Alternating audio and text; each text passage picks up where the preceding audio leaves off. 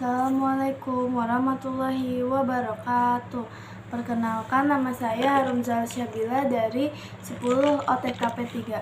Di sini saya akan menyampaikan tentang FOC.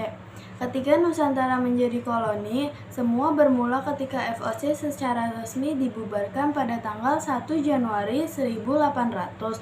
Nusantara yang semula di bawah naungan FOC kini memiliki pemerintahan Belanda dan hanya sedikit mengalami perubahan politik.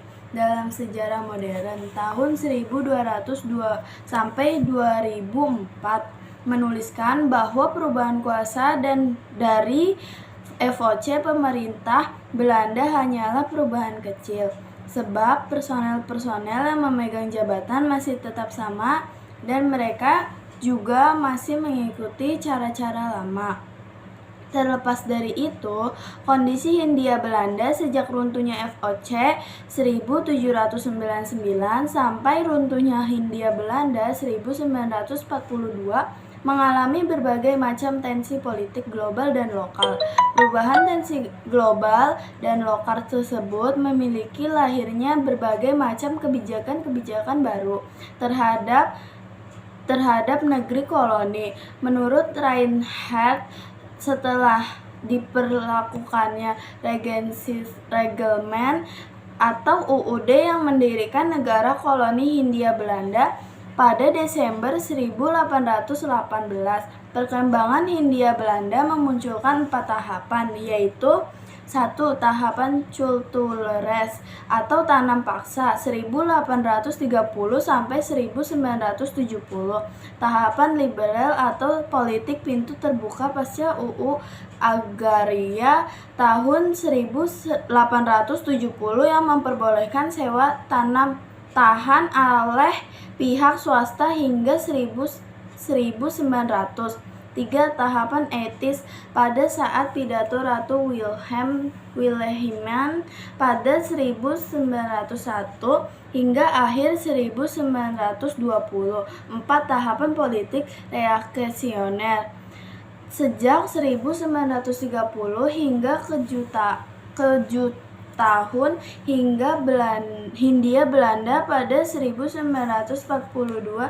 Terjadinya perubahan tersebut bukan hanya berpengaruh terhadap dinamika politik Hindia Belanda, tetapi berpengaruh juga terhadap taraf hidup masyarakat koloni yang semakin terpuruk.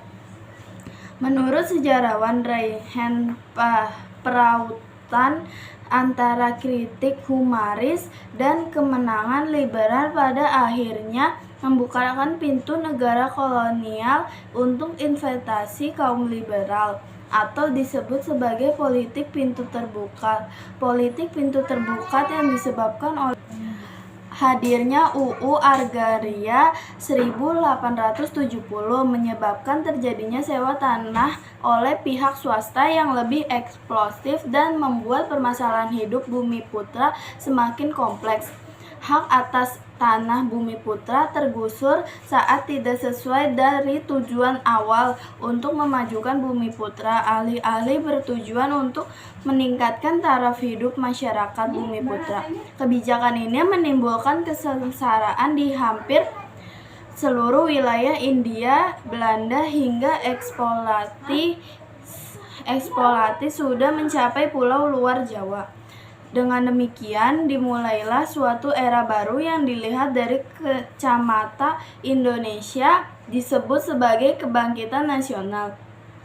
Pada era ini dimulai semangat baru dari kesengsaraan kebangkitan nasional. Munculnya berbagai macam organisasi dan partai politik menandai semangat zaman pada era ini hingga Indonesia merdeka tahun 1945. Perubahan politik yang cukup berarti terjadi pada akhir dekade 1940-an hingga ketika pemerintahan Hindia Belanda harus mengalami nasib yang cukup berada di ujung tanduk. Hindia Belanda harus runtuh ketika Jepang secara resmi memulai penjajahan Indonesia pada 8 Maret 1942. Sejarawan Okhanum dalam Runtuhnya Hindia Belanda 1990 menyebutkan dua penyebab runtuhnya negara kolonial Hindia Belanda,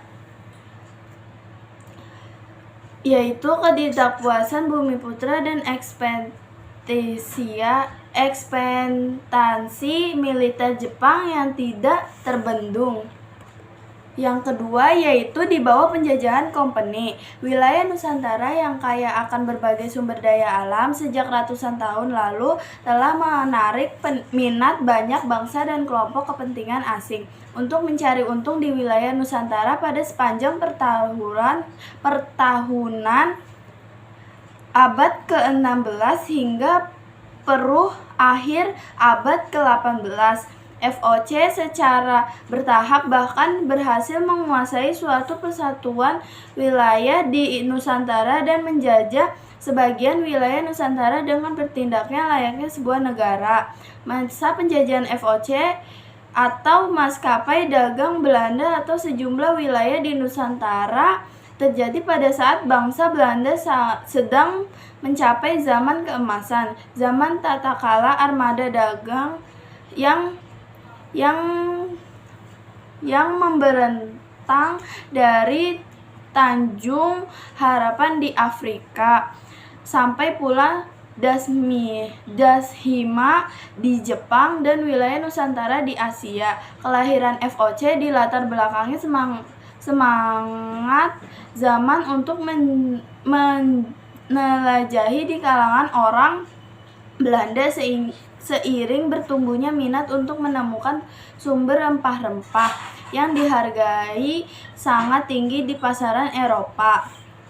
Yang ketiga yaitu latar belakang kedatangan bangsa Barat ke Indonesia dan rempah hingga menjajah. Bangsa Barat yang datang ke Indonesia yaitu satu Portugis. Pada 1486, Portugis melakukan ekspedisi pertamanya yang dipimpin oleh Barthelmemus Dias, tapi terhenti dan tewas di pantai barat Afrika. Kemudian ditunjuk Alfonso de Albure untuk melanjutkan pelayaran hingga sampai ke Malaka pada 1511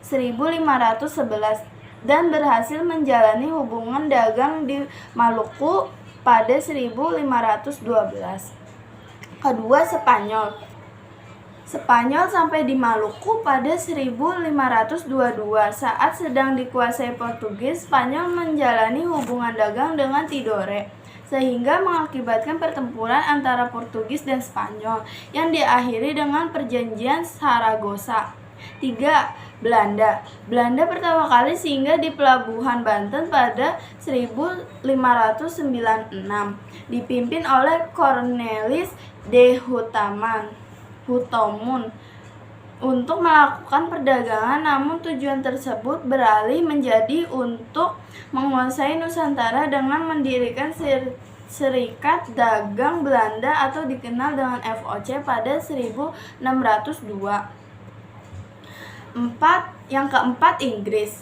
Sebelum sampai ke Indonesia, perdagangan dari Inggris telah mendirikan kongsi dagangnya di India bernama East India Company, yang kemudian wilayahnya disebarluaskan hingga ke Indonesia pada 1550. 50.000 pekerja, 10.000 tentara, bayaran dan pembayaran defended hingga 400% pada masa kejayaan VOC. Di abad ke-17, kota Batavia yang menjadi pusat VOC di luar Belanda dikenal di seluruh dunia sebagai kota terindah di Asia dan ratu dari Timur. Sekian dari saya, kurang lebihnya mohon maaf. Wabillahi taufiq wal hidayah. Wassalamualaikum warahmatullahi wabarakatuh.